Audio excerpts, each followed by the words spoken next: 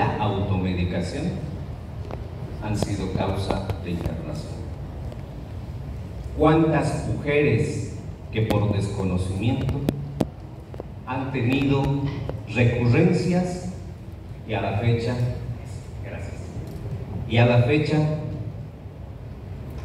hasta pudieron llegar a problemas renales crónicos? Una cadena de eventos en los que pueden llevarnos al principio a una injuria renal aguda y, si con el tiempo pase, a una enfermedad renal crónica.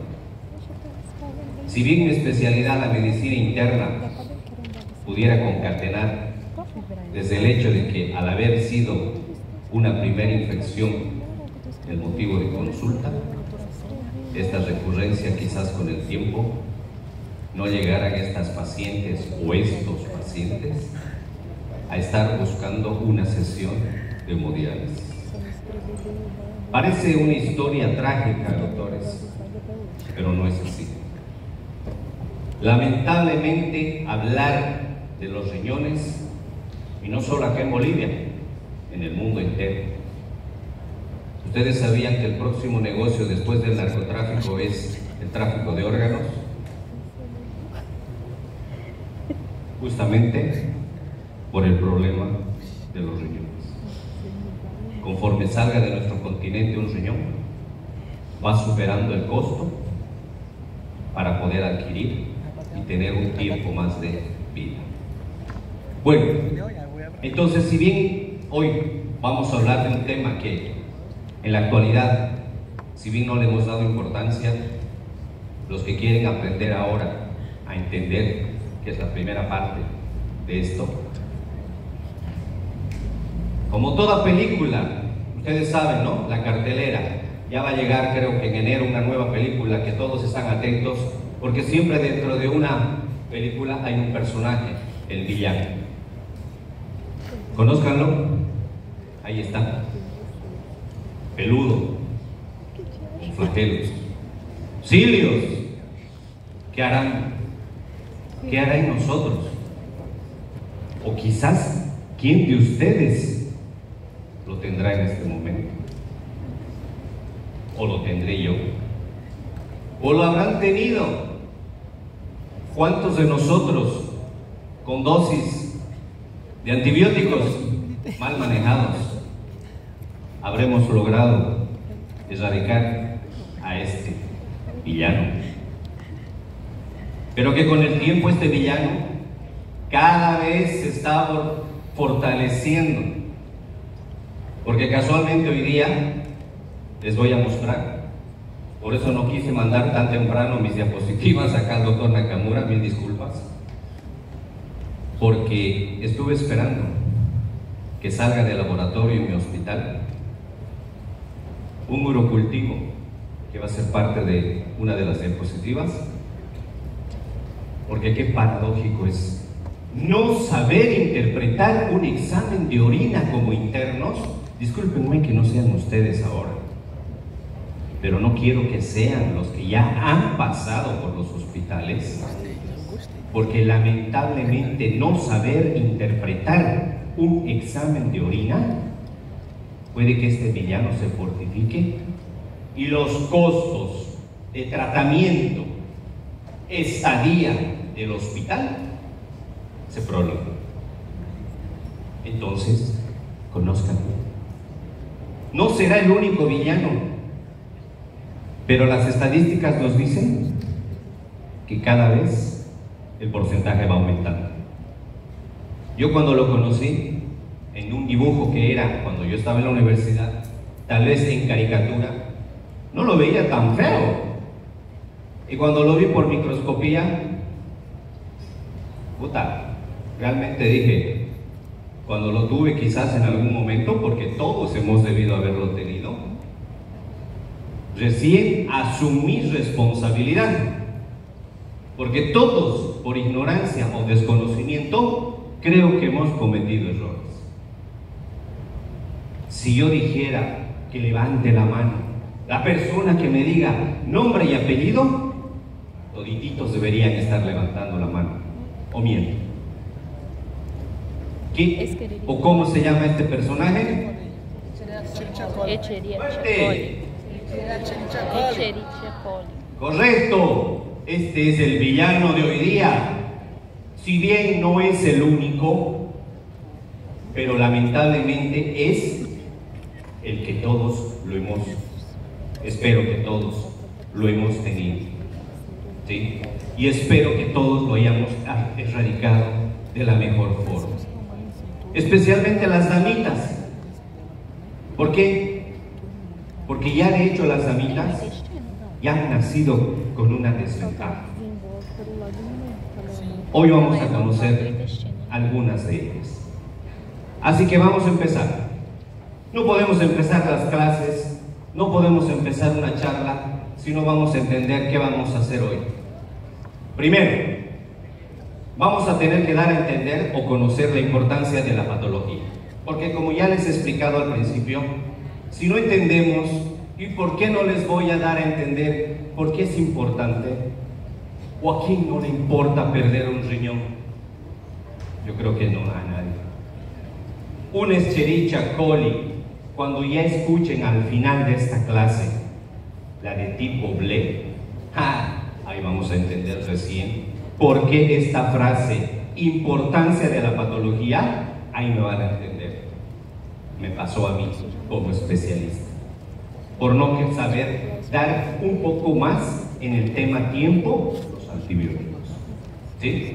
Número 2, dar a conocer los mecanismos fisiopatológicos de la infección urinaria. Cómo ese villano llega, se aloja y puede hacer estragos. Quizás esa parte no la vamos a profundizar, porque eso durante la carrera lo hemos tenido que haber leído. Porque hoy lo que tenemos que aprender es lo que ahora voy a hacer el primer día que ustedes estén pisando. Será ginecología, porque ahí se maneja harto la infección urinaria. Será medicina interna, porque ahí ustedes van a manejar pacientes con bastantes patologías de base que además llevan una infección del tracto urinario. 3. Y el más importante, un examen de orina, doctores.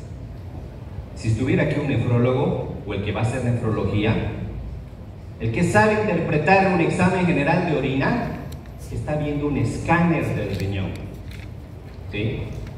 No es ir, hay leucocitos, hay nitritos. No. Tiene sentido su densidad, tiene sentido el pH, tiene sentido si hay o no cilindros. O sea, todo ese sedimento que a veces no le damos importancia, ya nos está diciendo que ese riñón está o no depurando cosas que son buenas o no. Por eso que cuando a veces al interno le digo, doctor, interpréteme ese estudio general de orina, y ¡pum!, directito a los leucocitos. Si yo no le estoy preguntando si hay infección o no. Y se olvidan que tal vez había una hematuria. O a veces que hay oxalato de calcio. Porque cuando ya vi la ecografía y una aparente dilatación de pelvis renal, puede que haya liberación de oxalatos de calcio, y eso me está dando a entender que tal vez había cálculos renales, que yo no estoy hablando de infección urinaria. Entonces, ¿qué significa? Que un examen general de orina bien interpretado puede darme mucha y valiosa información. Así de facilito, porque no hay dónde perderse. Así que sáquense de la cabeza que un examen general de orina solo me va a dar información de infección. ¿Ok? Entonces, por eso mi tercer objetivo tiene que ser que debemos por lo menos saber interpretar o entender que no tengo que saber que solo me va a descartar infección urinaria. Y el cuarto y el más importante, y ese es el que tienen que saber, el uso racional de antibióticos, doctores. ¿Sí? El uso racional de antibióticos, a la fecha, creo yo que ese tema es el que incluso deberíamos tener ya desde lo que es nuestro pensum de la universidad. Gracias al mal manejo de antibióticos, Primero, que estamos favoreciendo a las empresas farmacéuticas. No estoy en contra de ellos, ojo, ¿sí? Pero también estamos yendo muchas veces en contra del bolsillo del paciente. Porque cada vez que hago un mal tratamiento, no le digo al paciente que 7 días, por qué razón debe completar, esté bien o esté mal. Debo subir de mayor espectro, de mayor costo, y el paciente gasta cada vez. Y cada vez tenemos que bacterias más resistentes. Y este Escherichia coli, que ha sido nuestro villano de hoy, cada vez se fortifica. Y cada vez tengo que internarlo por días más en un hospital y con riesgos de complicaciones. Así, queridos estudiantes, siempre que vamos a hablar de una charla, tenemos que entender también que vamos a basarnos en ciertas guías. Todas las clases que yo doy a mis estudiantes, siempre tenemos que ver de dónde estamos sacando ciertas informaciones. Si bien no vamos a encontrar muchas que puedan ser muy actuales, pero muchas de las definiciones, como van a ver en esta exposición, han cambiado, ¿sí? Muchos me llaman a veces después de un examen parcial y me dicen: doctor, pero en el Harrison no dice eso. Sí, porque tú no viniste a la clase. Y en la guía de tal que hemos hablado, ¿sí?, el protocolo Justa que decía en el año 2023, cambió la situación. O en la guía de tal, cambió la situación. ¿Por qué? Porque la medicina tiene también evidencia, niveles de evidencia, y eso es lo que también tenemos que nosotros irnos adaptando. Y en este caso hemos tenido que utilizar dos: el protocolo de tratamiento de ¿quién? De la Asociación Española de la Urología, y el otro de la Asociación Europea de Urología. ¿Quién, especialmente la número 2, ha hecho un cambio que a veces facilita las cosas, doctores? Que eso es la ventaja. Yo aplico ciertas guías porque a veces no para complicarnos, sino más bien para facilitarnos. Cuando ustedes han debido avanzar gastro, tal vez no eran ustedes mis estudiantes, la clasificación nos hacía tanta pelota cuando hablábamos de pancreatitis. Ahora Atlanta lo ha resumido en 3. Les doy por darles un ejemplo. Por eso que actualmente las guías son algo que nos tenemos que agarrar para poder ayudarnos a simplificarnos. Y aquí vamos a aprender eso, ¿sí? Sigamos.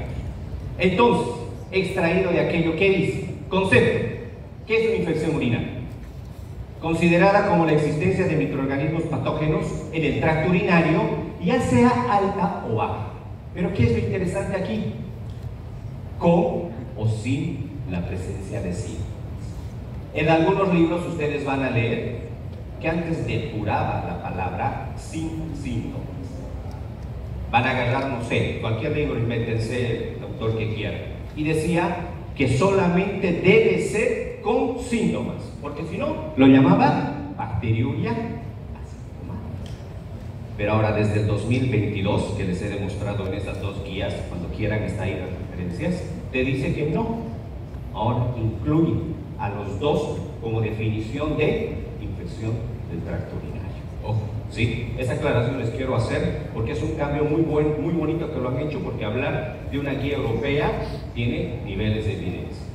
Número 2, que se encuentra entre las enfermedades infecciosas más frecuentes, tanto en pacientes ambulatorios u hospitalizados. Miren, es la segunda infección más frecuente, que solamente la ha superado la de tipo respiratorio.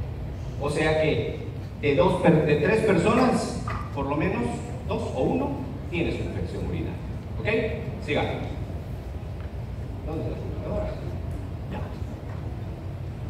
Aquí he hecho un resumen, porque si no sabemos o no memorizamos las definiciones que se van a repetir toda la clase y todo el tiempo que ustedes sean médicos, va a ser difícil que después puedan aplicar. Cuando alguien viene y dice: doctora, esta es una itus recurrente, y ustedes, puta, ¿qué era itus recurrente? Entonces ya tienen que tener aquí las definiciones. Como cuando enseño a mis estudiantes y les digo, muchas veces, doctores, el diagnóstico está en la definición. Ejemplo, bacteriuria. Presencia de bacterias en orina que en condiciones normales no se debería encontrar allí, porque la orina es estéril, ¿sí? Así como todo el tracto urinario, excepto la uretra, es estéril. No debería haber un solo microorganismo, ¿sí? Y esto está en cualquier libro, eso no me estoy inventando yo. 2. Bacteriuria significativa. Y esto está en relación cuando nos llega un urocultivo. ¿Qué dice? Cuando existe aislamiento de más de 100.000 unidades formadoras de colonias, ¿ok? Por email, de un único patógeno en una muestra de orina tomada al alzar cuando se pide del chorro medio. ¿Alguien sabe qué es el chorro medio? Porque hasta eso tenemos que saber, doctores. Yo en la mañana pido para el paciente de la cama 4.2, por favor le van a pedir ahora un examen de orina. Y el interno va y le dice, señora, va a orinar en este frasco. Y la señora va y pum, sale más de 100.000. Mal tomado. ¿Qué ha pasado? Chorro medio. ¿Quién sabe qué es chorro medio?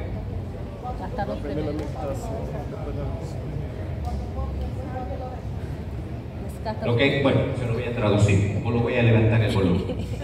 El chorro medio significa que primero el paciente tiene que eliminar la primera parte de la micción hacia el inodoro, ¿sí? O sea que el frasquito no tiene que tomarse desde el principio la muestra.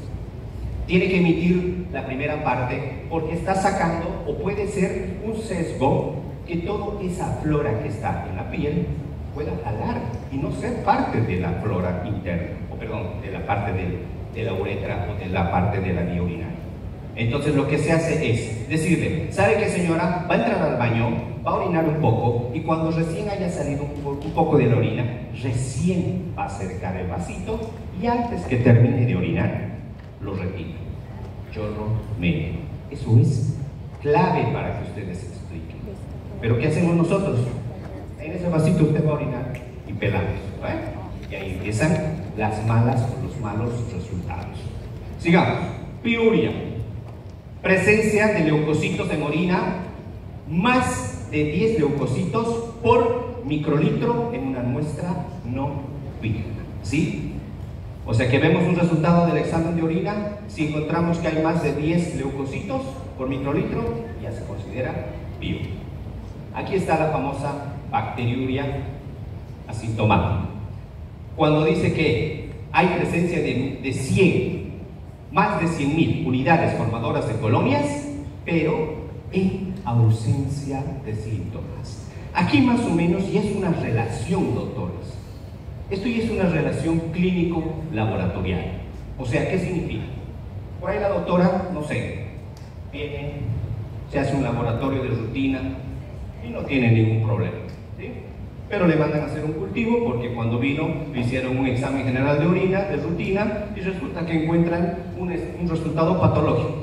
Lo mandan al cultivo, pero la señora o la persona no manifestaba nada. Bacteriuria asintomática. Punto. Pero aquí hay que aclarar algo. O alguien me preguntase, doctor, pero si ha salido positivo ese urocultivo, ¿necesitará tratamiento? ¿Ustedes qué creen? ¿Sí o no? Pregunta de examen. Siempre, hasta en la residencia preguntan eso. ¿Qué creen? ¿Que sí o no? Yo diría depende. ¿Por qué? Porque solamente recibe tratamiento cierta condición de personas. Pacientes con cierto tipo de alteración dentro de su inmunidad. Primero, las embarazadas. Embarazada que tenga un urocultivo positivo, aunque sea asintomática, recibe tratamiento. Paciente con una patología autoinmune, recibe tratamiento. Paciente con una inmunidad, un VIH, recibe tratamiento. O sea, que cualquier paciente que tenga alteración de su estado autoinmune tiene que recibir tratamiento, por más que no tenga síntomas. Eso grábese bien en la cabeza. Toda regla tiene su excepción, ¿ok? Pero la bacteriuria asintomática, que es lo contrario, ahí está. Obvio que tiene que recibir su tratamiento. No me voy a ir con mi tisuria no me voy a ir con mi urgencia miccional. Para algo he ido al médico, ¿no es? Porque si no hubiera dolor o molestias, yo creo que se acabaría el trabajo para nosotros y empezaríamos a morir de hambre. Entonces, recibe tratamiento. ¿Y cuál es ese síndrome? Ese síndrome miccional, todo por los síntomas que van a acompañar, que vamos a conocerlo después, al sistema urinario. Sigamos. Pero aquí está lo que vivimos todos los santos días. Todo lo que nosotros, cuando la paciente después de un mes, de 3 meses o de un año, señora, volvió. La vergüenza primero, ¿no? El médico, ¿qué hice mal? Porque a veces viene con el mismo problema. Viene porque curé mal. ¿Qué hice mal? Y la señora ahí misma te dice, sí, doctor, usted me atendió la anterior vez. Te caes de espalda. Y a veces tampoco es tu culpa, porque a veces no conocemos también las definiciones. Porque no sabemos también que existen cuadros que sí deben tener su posible recurrencia. Y ahí está, y conozcan y anótense, porque esto es parte de colocar en los diagnósticos, cuando ustedes en su emergencia, cuando hagan turno como internos, tienen que poner, ¿sí? ¿Por qué razón? Porque cuando ustedes hacen esa partecita que dice antecedentes personales patológicos, no le preguntan, señora, ¿de qué se enfermó antes? Y seguro que la señora les va a decir, esto mismo me ha dado hace cuánto. Y ustedes pueden clasificar en estos grupos. Ya ustedes pueden identificar al hacer la historia clínica esto. Así que ustedes pueden incluso evitar que el médico que lo va a ver ya empezó, ya diga, había sido una ictus recurrente y solo le queda al colega ver cuál era la causa de esa ictus recurrente. Pero ¿cuál es esa definición? Ictus recurrente, ya está diciendo recurrencia, y volvió, que estando bien, caramba, otra vez le dio la infección urinaria. ¿Y cuál? Cuando una persona presenta 3 episodios al año o 2 en los últimos 3 meses, ¿sí? O sea que uno tiene que ser o contar esos episodios. Si encaja en esa cantidad, ya tienen una misión: ver el por qué. ¿Será una litiasis? ¿Será será una incontinencia urinaria de esfuerzo? ¿Será una malformación? ¿Será, no sé, pues, tantas causas que puede haber? Pero primero encajaremos en esas 2 posibilidades. Ahora, ¿será producto esa recurrencia de una recaída o una reinfección? ¿Qué dice la recaída? La recaída o recidiva es una ictus producida por el mismo germen. O sea, que hace 2 meses tuve Escherichia coli y ahora me hacen un urocultivo y otra vez Escherichia coli. ¿Sí? Pero en cambio, la reinfección, suerte. La anterior tuve E. coli y ahora me salió un protozoa. O sea, un germen distinto anterior. ¿Ok? Entonces, no confundan esos términos, porque a veces reinfección, el término mismo a veces es medio confuso. Siempre me lo han invertido los internos. Doctor, no, es una reinfección. ¿Pero por qué? Si dice que la anterior vez era E. coli y ahora nos ha salido pseudomonas. Entonces, parece término confuso y es confuso. ¿Ok? Sigamos. Esto me gustó y lo traje para compartirles a ustedes, porque mucho en Bolivia lamentablemente no tenemos estudios, y se los traje para que lo compartamos juntos, ¿sí? Y me agradó porque siempre mis residentes me andan ayudando con estas cositas. La prevalencia en Bolivia, miren, según el estudio publicado, aquí está la referencia en escielo.org, bo.cielo, ¿qué dice? Que en Bolivia la infección del tracto urinario en el país había sido de un 22,1%, imagínense. No son tasas bajas. Y de estas, como en el mundo, la E. coli había sido también la de mayor prevalencia, 76%. Pero aquí cambia algo, miren. En Bolivia la segunda causa había sido la Klebsiella oxítoca. Qué interesante, ¿no? Por eso me pareció algo bonito compartirles, porque ya les digo, en Bolivia no tenemos muchas publicaciones, pero bueno, me lo consiguieron y ahí está, se los presento. Dato curioso. Sigamos. Y aquí empiezan algunas cositas que han cambiado.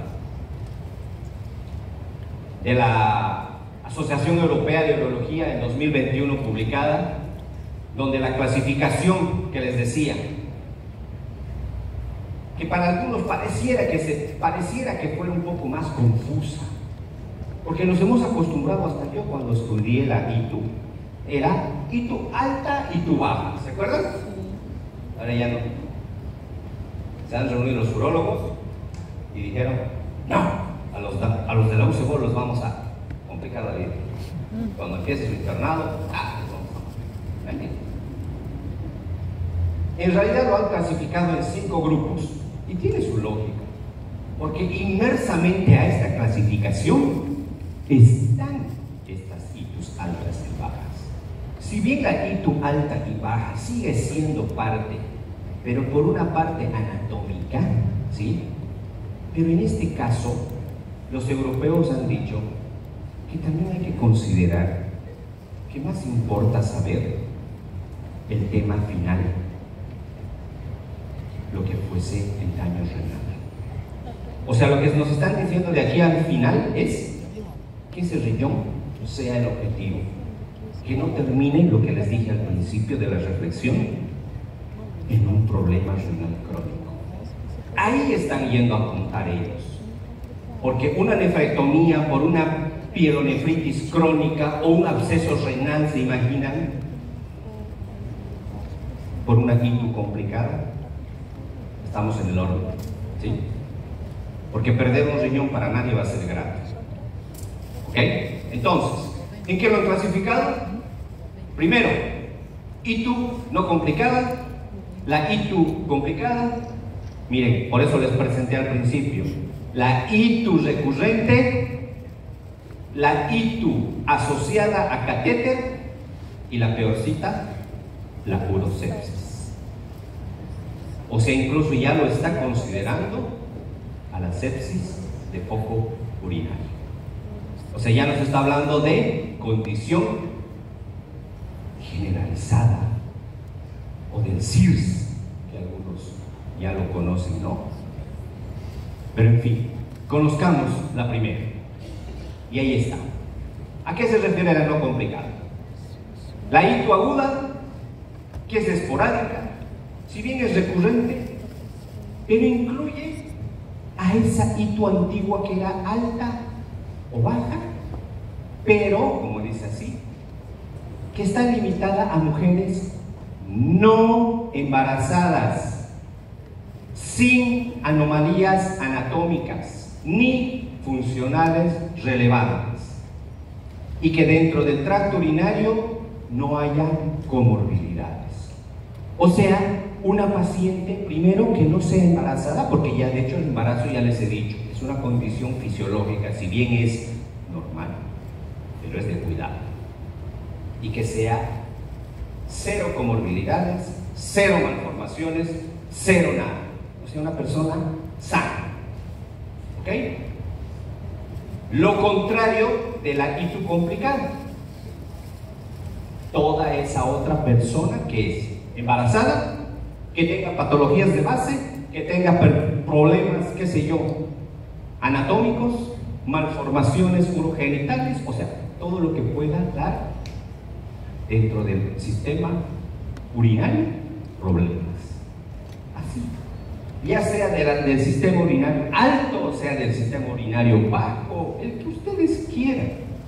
Por eso le digo, parecía al principio que sea difícil esa clasificación, sino que lo ha separado solo en que al principio la ITU no complicada es esa persona sanita, 0 kilómetros, ¿sí? Ya sea con una ITU alta o baja, pero que no esté embarazada. Sencillo. Y al revés, en la complicada, que puede estar embarazada y que tenga cualquier patología de base o alteración anatómica. ¿Listo? Ahí va cerrado esos dos capítulos.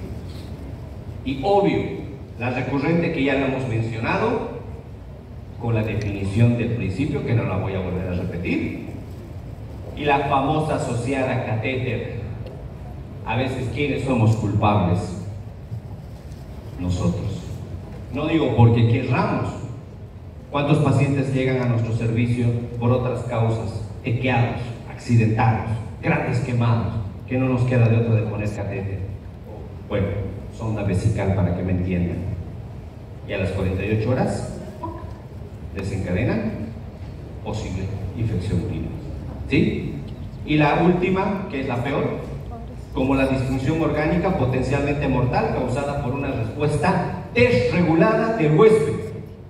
O sea, básicamente aquí me está dando la definición de sepsis. O sea, básicamente es un cuadro séptico. Sigamos. Ahí están, se los puse para que no se olviden. Refresquemos el cuadernito de hace tiempo, cuando nos enseñaron qué es alta o baja. Ahí está, se los puse el dibujito para que tampoco extrañen la vieja escuela. Que cuando se hablaba de alta, agarraba el riñón y el uréter, y cuando era baja, la vejiga, la próstata en el varón y la uretra. No se ha descartado, porque esta clasificación es anatómica, ¿sí? Pero ahora, no se olviden que existe esta, desde el 2021, ¿ok? Bueno, no la voy a volver a repetir, porque eso ya lo van a encontrar en cualquier libro. Sigamos. Patogenia. La patogenia, vamos a hacerlo sencillo, porque aquí depende de quién. Hay factores que van a depender del microorganismo. La virulencia. Si bien la E. coli, que tiene sus 4 variedades, algunas más agresivas que otras, algunas más resistentes que otras, algunas más feas que las otras, como siempre, van a ser dependientes del paciente. Pero también hay dependientes del paciente, del huésped. Como dice ahí, hospedador, la genética. Se ha descubierto que hay algunas mujeres que tienen en una parte del gen que la madre lo tenía, que la abuela lo tenía, que tenían más facilidad de qué, de que ese receptor en su urotelio, más fácil, el flagelo de mi Escherichia coli, le podía abrazar de ese receptor. Puta, qué mala suerte esa mujer que tiene ese receptor. ¿Por qué? Porque por más que yo le dé cualquier otra cosa para que pueda evitar que tenga profilácticamente infección, siempre el receptor nos va a traicionar. Pero está ahí, está descrito, no es nuevo por si acaso. Enfermedades primarias. Si yo soy diabético, si yo soy hipertenso, si yo tengo lupus, ahí está. Mi sistema autoinmune se está preocupando en mi lupus, pero no en defenderme contra la coli, ¿no es? Receptores histoespecíficos, lo propio, ¿sí? Pero también del entorno ambiental, la ecología vaginal, los lactobacilos. Han escuchado esa parte que decía, y este libro, y saben, no es morboso mi libro, cuidado, pero lo van a leer harto. Habla tanto de las causas que en la edad fértil la principal causa son las relaciones sexuales. Lo van a leer, ese es mi libro, y está en el internet, no hay que pagar nada. El primer libro que les he mostrado, el de la guía española. ¿Y saben cuál es la primera medida que dice y les recomienda a las mujeres que puedan evitar infecciones urinarias poscoitales? Vayan al baño y orinen, porque el primer mecanismo mecanismo de defensa, ¿cuál es? Natural. ¿Cuál? El flujo urinario. Así como esté trepándose la Escherichia coli, ustedes orinan y ¡fran! Se lo va a llevar pues, como si fuera una riada. Por eso la guía recomienda, no les estoy hablando de cosas que no existen, cuidado, parece gracioso, pero esa guía te recomienda cada rato que que de las relaciones postcoitales, una de las reglas o las condiciones o las recomendaciones es orinar después de la relación. Y esas cosas lo van a ver. La tema no se da. Bueno, entonces en esa patogenia, como digo, de cada del huésped, del microorganismo, del entorno, esas cosas sirven ¿para qué? Para identificar la posible causa. Factores de riesgo. Mira, mi residente me lo puso cintura, se los había hecho bonito para que puedan aprender como mnemotécnico. Catéteres, una ituprevia, un nene varón, dice esta, trasplantados, una uropatía obstructiva, un reflujo y anomalías anatómicas. Bonito, aprendan, ¿no? Sí, se aprende, ¿no? Pero bueno, aquí más me importa que estos porcentajes. No he podido conseguir, les voy a ser sincero, en esa guía que les he mostrado de la escuela, perdón, de la Asociación Española, no hay un cuadro así que quería grande, con números así.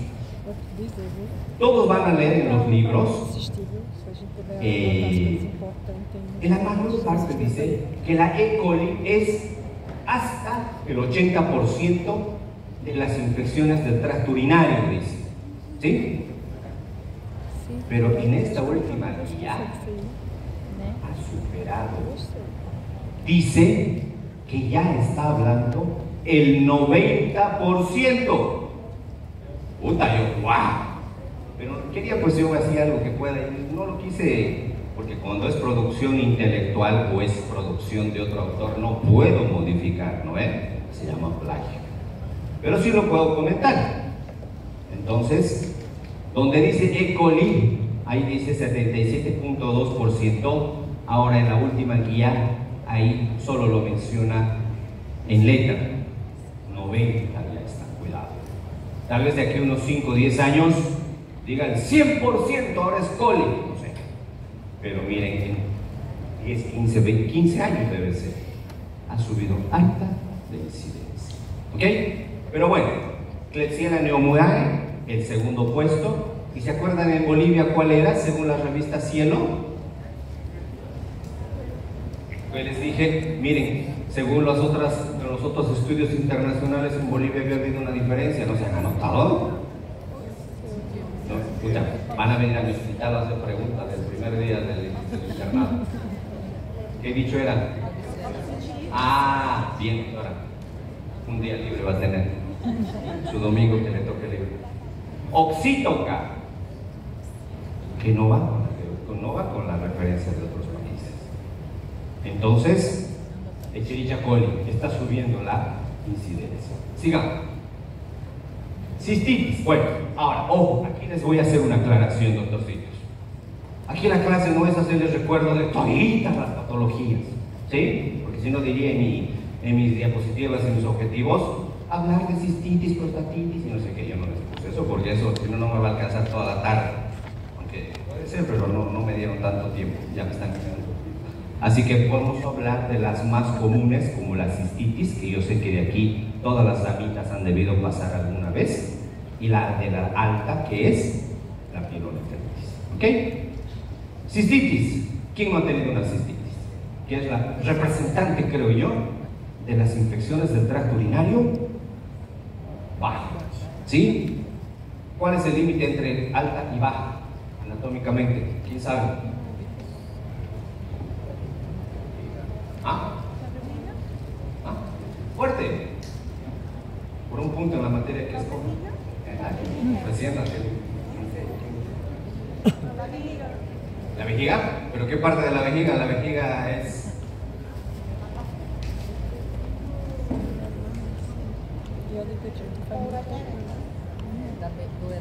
la desembocadura de ureter en la vejiga. Eso, bien. Bien. O sea, significa de que en esa desembocadura, para arriba, será alta. En todo caso, de ahí para abajo, se va a comprometer este problema. ¿Y cuál es el síntoma cardinal de una cistitis? De este dibujito. Oh, perdón, este tipo de medio que no está bien adecuado ese dibujo, pero bueno, es para un poquito motivarlos. ¿Cuál es? Yo creo que es el primero de acá. ¿Quién ha tenido cistitis? No es malo, somos colegas, somos médicos, no hay que sentir vergüenza. ¿Nadie? ¿A nadie le ha dado cistitis? O sea, a mí de mis estudiantes, cada que tengo clase, justo ese día les da cistitis a mis estudiantes. Martes y jueves, a todos les creo que se ven algunos de mis estudiantes por aquí, a ver, por allá en la universidad. Mas já tá ali, ó, falar que urea disuria. La disuria, doctores, disuria, ¿por qué? Ah, entendi. Porque la causa o el principal mecanismo de ingreso de la E. coli es esto, el T. Y la uretra, que es la primera porción por donde va a ascender, se irrita y empieza a hacer espasmos. Y eso es una sensación que al principio no se puede explicar, pero por eso la mujer está así cuando entra a la consulta, perdón que haga esos movimientos, ¿no? Y arde después, es un dolor urente, ¿sí? Entonces ahí empieza el problema, porque está en la parte baja. Pero aquí quiero aclarar algo bien interesante, que debe estar en una de mis diapositivas después. ¿Cuál es el principal o la principal diferencia entre todos los síntomas bajos de los altos? A febre. Ya, puede ser, pero ¿qué se llaman todos esos componentes? Voy a buscar para que se inspiren. Yo creo. ¿Qué? Ah, esos son signos. Que los bajos no vienen con síntomas generales. En cambio, los altos, sí. Porque el alto, ya la fiebre es un síntoma general. Todo lo que es un síndrome tóxico infeccioso, ya es de una ITU alta, ¿sí? En cambio, de una bajita, son más locales. Una cistitis no va a venir con náuseas, no va a venir con escalofríos, ¿sí? Porque no es sistémico.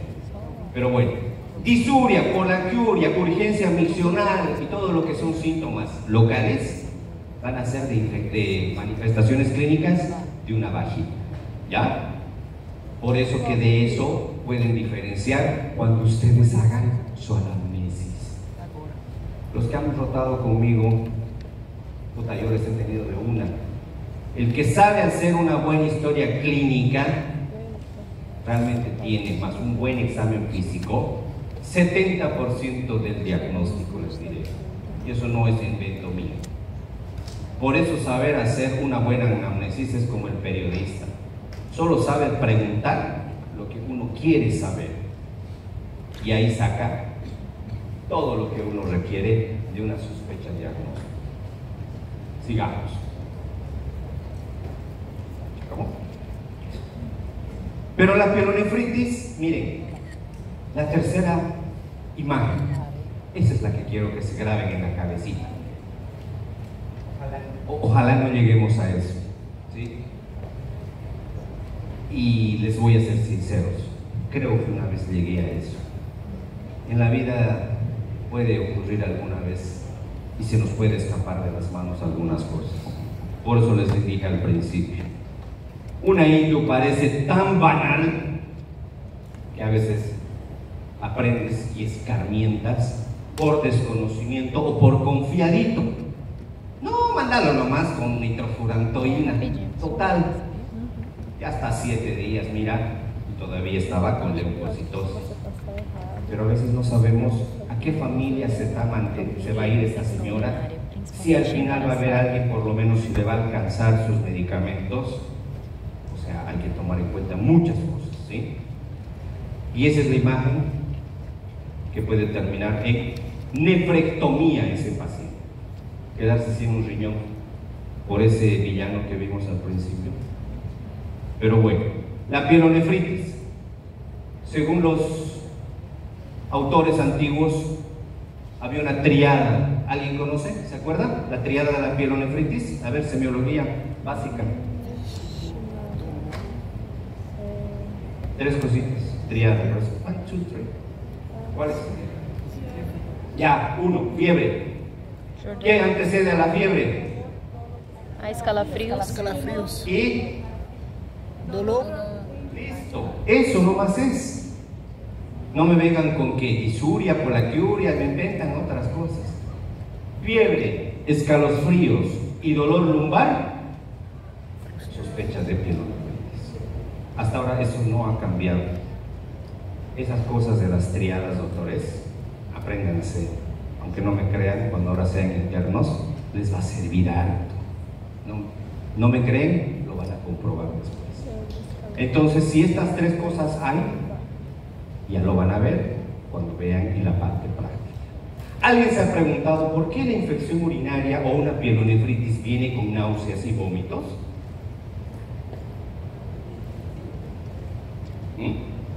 Siempre pregunto eso en mis visitas médicas. Y muchos médicos, es que además está con gastroenteritis. Puta, ¿en serio? ¿Qué viene con náuseas y vómitos? Aquí tiene que ver, les diré, alguien, un ganglio. ¿Qué creen? Se los voy a dejar para tarea. Me lo responden si vienen al plan 3000 a hacer su internado. Busquen el ganglio celar.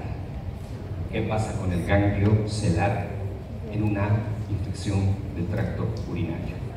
Es un mecanismo indirecto. Por esa razón, ¿y por qué se los digo? Porque dicen algunos autores, ni siquiera las pielonefritis ya se deberían internar.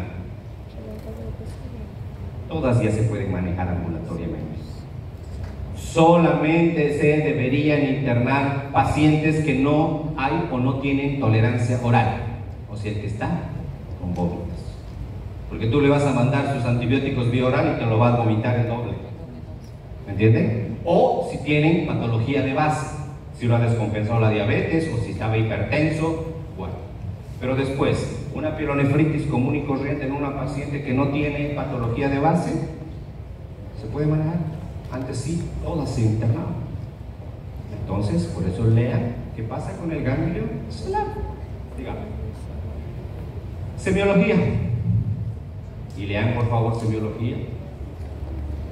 No es posible que cuando yo leo una historia clínica, Dios, me describen, bien bonito escriben ustedes, ¿no? ¿Cómo es? Cabeza, cabellito, ojitos, orejitas, boquita, y cuando es una infección urinaria no hay puntos ureterales, se perdieron. Nadie describe signo de Giordano ni de Murphy, se pasan directo a extremidades. Se supone que donde es el problema, el diagnóstico, tienen que hacer pues más hincapié en ese sistema, no se salte, ¿ok? Yo siempre hago esta pregunta a ver si al que se le ocurre. ¿Se podrá evaluar los puntos ureterales inferiores? O al menos se dejarían ustedes. Y en las prácticas lo he hecho la prueba con mis estudiantes. Averigüen en sus casas. Pero bueno, esto es solamente gráfico, para que se pongan a ver semiologías. Sigamos, que ya se me está acabando el tiempo. ¿Qué debo pedir? Aquí está, lo que ustedes tienen que hacer. Por a veces el TANE de turno, el médico, se fue a cenar y se fue a cenar a su casa. Y ustedes no se pueden quedar pues parados, porque siempre no. ¿Estás de turno al interno? Sí, muy bien, levanta la mano. Listo, toma mi sello. El residente, ya, cualquier cosita puede estar en mi casa, en mi cuarto, vos estás con el sello, el poder, ¿no? Si llega una sospecha de pielonefritis, ya ustedes anótense qué van a hacer mientras, ¿no? Porque porque si no el paciente también, como ha pasado el otro día, no sé en qué hospital, cuidado, les graben festejando un cumpleaños. Para todos, doctores, siempre hay laboratorios básicos. Y un hemograma es vital.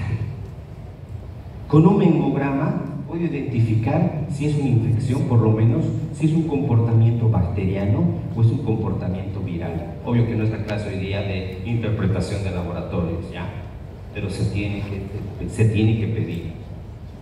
Porque ya de hecho, ¿qué es la Escherichia coli? Es una bacteria.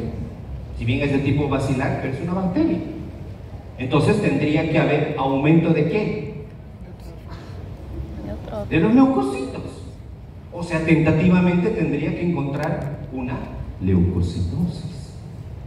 Para poner como un checklist, ¿no? Ah, ya, hay una leucocitosis con desvío izquierdo. Muy bien, un punto a favor. Es una infección. 2. Un examen general de orina. Ya les he explicado, el examen general de orina es, y ahorita lo van a conocer, uno de la vida real. Es el escáner de todo un riñón y de lo que puede estar pasando ese momento del paciente. ¿Sí? No por algo cuando estamos evaluando a un paciente con enfermedad renal crónica o una glomerulopatía, que ya van a tal vez tener la oportunidad, pedimos sedimento urinario por nefrología. Y no es tan distante a esto, que hay otras cositas más que se suman, pero es un escáner de riñón. Y por último, las mismas guías te dicen, si ya has pedido un examen general de orina, te dicen una parte, no seas opita, mándalo de una vez a cultivo.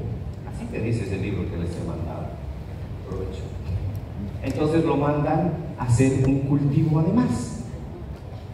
Aquí me faltó poner algo. ¿Qué sería? ¿Qué creen que sería? Si estamos hablando de la parte renal, ¿qué me faltó ahí?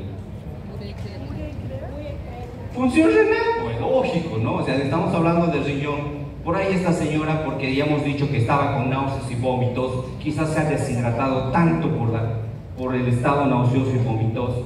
Saben que por una injuria renal aguda, la creatinina se eleva. Urea y creatinina. Y ya está. Su médico que almuerce o que esté cenando tranquilito hasta que salgan los resultados, por lo menos eso. Y si tienen un poquito más de intuición, ¿qué se pierde? ¿Qué electrolitos con el vómito? ¿Ah? Claro, pero ¿cuál de los electrolitos del ionograma? Solo se pide sodio, potasio y cloro, pero ¿cuál se pierde con los vómitos? Les voy a tomar examen de laboratorio. Potasio, doctores. Entonces podrían pedir potasio más para ver si no hay una hipocalemia. Sigamos. Ahí está. Si yo quisiera decirles, a ver, el examen de orina, ahí están los otros datos que nadie les da bola. Perdón mi expresión. Nadie se fija en el pH. Nadie ve la densidad. A veces van directo a los leucocitos o si hay solamente bacterias. Y los nefrólogos dicen, ¿quién le tira pelota? Ellos solo ven si hay nitritos, suficiente. No les importan los leucocitos. Y nosotros rompiéndonos buscando leucocitos. ¿Por qué? Conforme más alcalina esté la orina, sospecha de infección. Porque la orina tiene que ser más ácida. Y eso les he enseñado a mis residentes. Porque algunos, ay doctor, pero parece que está, ¿dónde está el foco? Porque a veces no hay focos y está haciendo fiebre. ¿Pero cuánto está el pH? Doctor, está 6. ¿Y no será que está empezando infección urinaria? Tu pH se está haciendo ácido, les digo.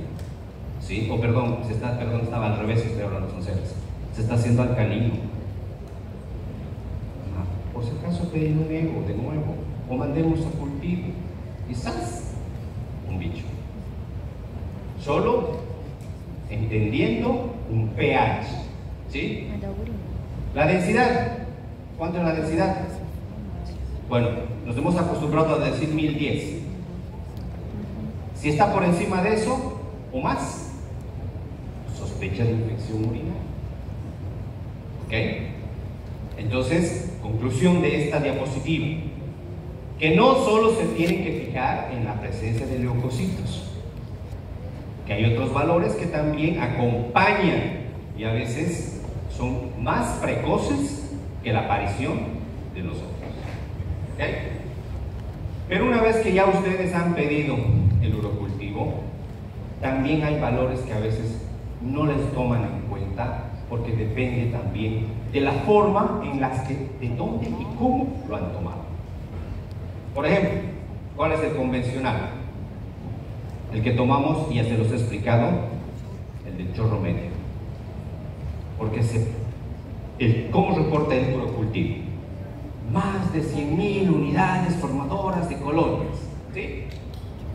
Que es en los niños o en las personas que tenemos continencia, se llama, los que calculamos nuestras válvulas, nuestros esfínteres, perdón, no son válvulas. Pero hay otros valores cuando el paciente está con sonda vesical, porque hace con sonda estéril, obviamente tiene que ser nuevo. Pero hay otro valor cuando se hace por punción directa a la vejiga. Si bien esto no es de utilidad para ustedes en este caso, se los tengo que hacer referencia, porque cuando roten por un servicio de urología, la mayor parte van a estar con sonda, ¿no? Y ahí ustedes van a ver, pero dice 50.000, no es significativo, no le iniciamos tratamiento, y no es así. Porque también ocurre el otro fenómeno. ¿Qué pasa? Cuando vamos a ver la siguiente diapositiva, que eso es lo que quería demostrarles ahora, creo ya casi para concluir. Cuando no hay celularidad, decimos nosotros, no se inicia tratamiento. Porque debe cumplir primero una regla que es la cantidad de unidades formadoras de colonia. Si no, es un germen que puede ser ahí, como llamamos nosotros, como si fuera un reservorio. Y no pasa nada. Peor si el paciente no tiene leucocitosis, peor si el paciente está afebril y meta plantarle antibiótico. No justifica, ¿sí? Y ahí está el tema. Uso racional de antibióticos. Y aquí está. Y se los he marcado. Calientito. Tuve que esperar esta mañana para que se los muestre. Porque se los he marcado 2, 3, 4 cositas, ¿sí? Empecemos primero por el del lado izquierdo. Porque aquí quiero que identifiquen un fenómeno. A veces los residentes internos me dicen, doctor, no es ITU, me dicen, apenas tiene 20 a 25 leucos por campo.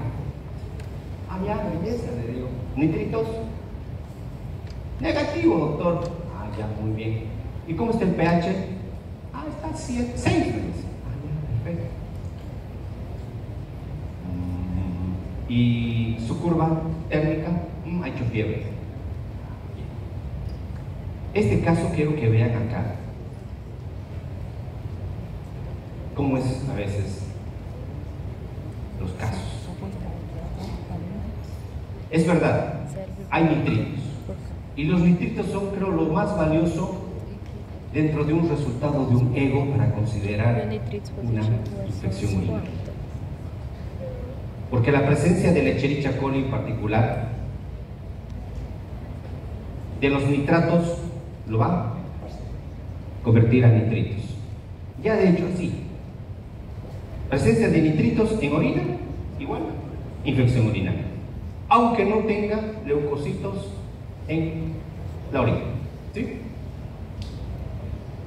Pero el que no tuviera ese criterio, y como lo que hacíamos antes, y ustedes ya no lo van a cometer ese error, si se fijaran solo, como dije al principio, son 10 a 12 leucocitos por campo, y no vieran el resto de resultados que te reporta este laboratorio, lo dejarían como que es normal.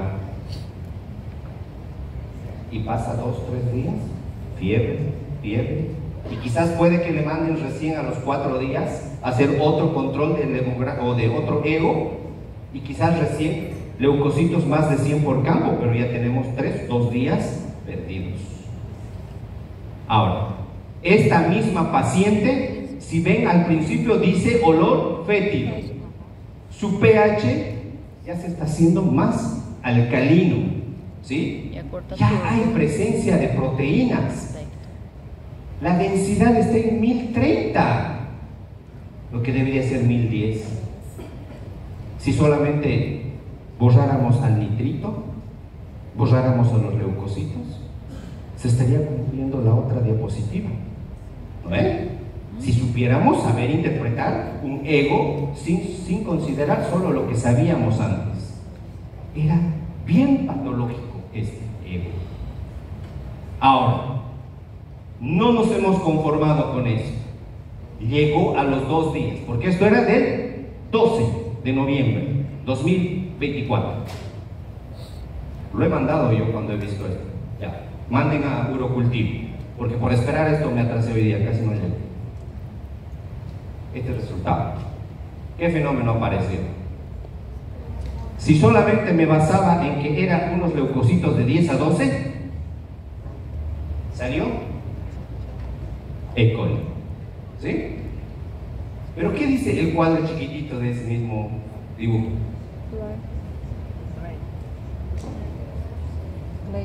Lee. Una de las peores bacterias. ¿Qué significa ley? Ahí está. Bacteria productora de beta-lactamasas de espectro extendido. ¿Se imaginan lo que si por desconocimiento de no saber leer un ego, por solo leer leucocitos nada más, me hubiese comido una ble? Ese cuadro de ese absceso renal hubiese sido quizás el final de esta señora. Porque lo que hace la ble, primero hace pielitis y después puede ser formador de microabscesos y después abscesos. Ahora se dan cuenta por qué una ITU no haya sido algo tan banal. Ahora se dan cuenta por qué interpretar un examen de orina había sido tan valioso. Ahora saben por qué también saber que la E. coli cada vez se está poniendo más agresiva. Y ahora miren, sensible a carbapenémicos, que pues de hecho ya nosotros hemos empezado justo el día de hoy con imipenem, la vieja confiable, cuando no imipenem los internistas, y resistente a todo: cefotaxima, ceftriaxona, cefepime, genta, cotricipro, norfo, amoximas clavulánico, porque cada vez nuestras bacterias se están fortificando por el uso y abuso de los.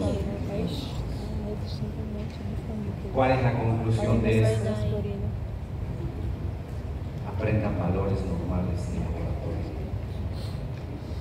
Que algo que parecía tan noble, por solo de 10 a 12 leucos por campo, detrás estaba un monstruo que solo responde a antibióticos de amplio espectro.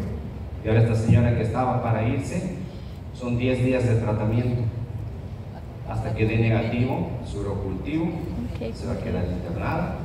Y ahora vamos a ver qué pasa imagenológicamente para ver después si no está empezando una pielitis. Ya los días de internación que les decía, su estadía se prolonga. ¿Cuántos años? Creo que tiene 80 y muchos. No me acuerdo esta abuela cuántos tenía. 84. Ojalá no se me sobreinfecte con... de hecho es diabética. Ya tampoco me decían el mal, ya. Está compensada, claro. Pero ya el hecho de estadía se prolonga. ¿Sí? Sigamos. Y lo último, por favor, lo ultimito ya. A veces me emociono. Tratamiento de la no complicada.